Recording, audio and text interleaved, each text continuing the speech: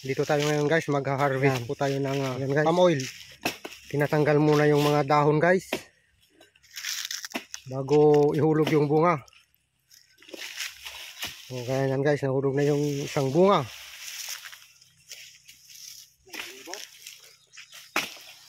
Ayan guys, ang daming tanggaling dahon.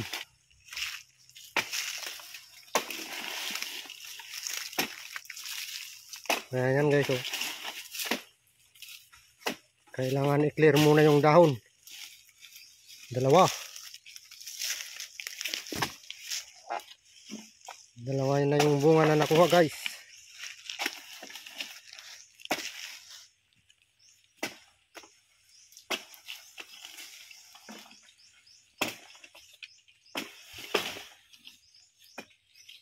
Ano guys, oh. Yan yung pangatlong bunga guys.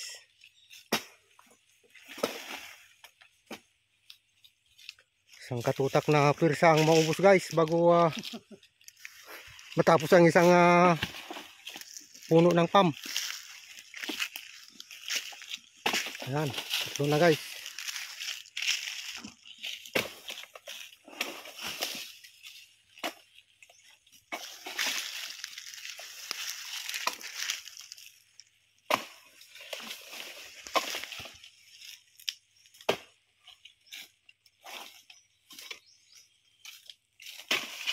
Yun, nahulog na.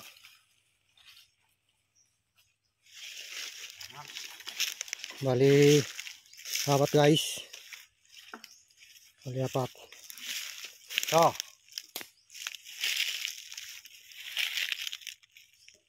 Dalawa. Guys, tatlo. Apat. Yung isa nandun. Guys. Guys, nakita nyo naman kung paano mag-harvest ng palm oil. Yung ginagawang mantika guys. Yung binibili yung palm cooking oil sa supermarket guys. Ayan. Transfer naman yung kasamahan natin sa kabila guys. Oh. Ang taas. Dahon muna. Oh. Alam nyo ba guys na ang dahon niya ay maraming tinik guys. Kaya dapat iwasan kung mahulog guys.